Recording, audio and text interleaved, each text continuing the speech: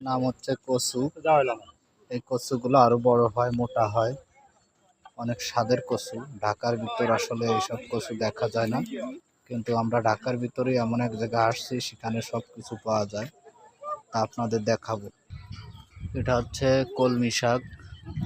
কলমি শাক ওই যে ওই পাশটা বড় আর এটা ছোট করে লাগাইছে। আর এই দেখেন ঢাকার ভিতর যে এরকম কিছু পাওয়া যায় তা নেই। এটা হচ্ছে পাট শাক লাগাইছে ছোট ছোট। এটা হচ্ছে কুমড়ো গাছ আর কদু গাছ একসাথে।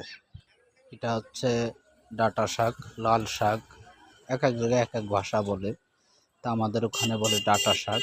আর যেটা লাল হয় সেটা হচ্ছে লাল শাক। এটা হচ্ছে পালং শাক। পালং শাকের পাশে আছে লাল শাক। অনেকে চাষ করতেছে। সব ধরনের জিনিসই এখানে পাওয়া যাচ্ছে আর কি। ঢাকার ভিতরে যে মানুষের এরকম ভাবে সবকিছু চাষ করে এই জিনিসটা খুবই কম দেখবেন, কিন্তু এখানে দেখেন কি পরিমাণে আর কি মানুষ শাক সবজি, পালং শাক, ডাঁটা শাক সব ধরনের জিনিস এখানে পাবেন। তা আমি আসলাম আর দেখলাম আর কি, তাই আপনাদের দেখানোর জন্য চেষ্টা করলাম। আরও কিছু আছে সামনে, চলেন দেখাই। এখানে দেখেন যত দূর চোখ যায় তত দূরই দেখা যায় সবুজ সমারোহ এবং শাক সবজির সব কিছু আছে। আর ওই পাশে যেটা দেখতেছেন বড় বড় ওই যে টাওয়ার, এটা হচ্ছে গ্রিন মডেল টাউন। এটা যাইতে হলে ওই পাশে একটা গেট আসতে রাস্তা আছে, ওই সাইডে যাইতে হয়। আমরা অন্য রাস্তায় আসছি।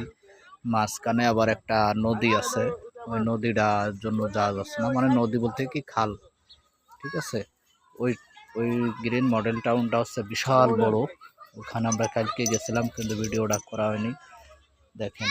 আর এটা হচ্ছে আমাদের এলাকায় বলে আপনার পানি কচু, মানে পানির ভিতর হয়, এটাও অনেক স্বাদ। ওই সব কিছু দেখেন কি পরিমাণে। এটা হচ্ছে ঢাকার আউটসাইড, ঠিক আছে। ধন্যবাদ, সবাই ভালো থাকবেন, দোয়া করবেন।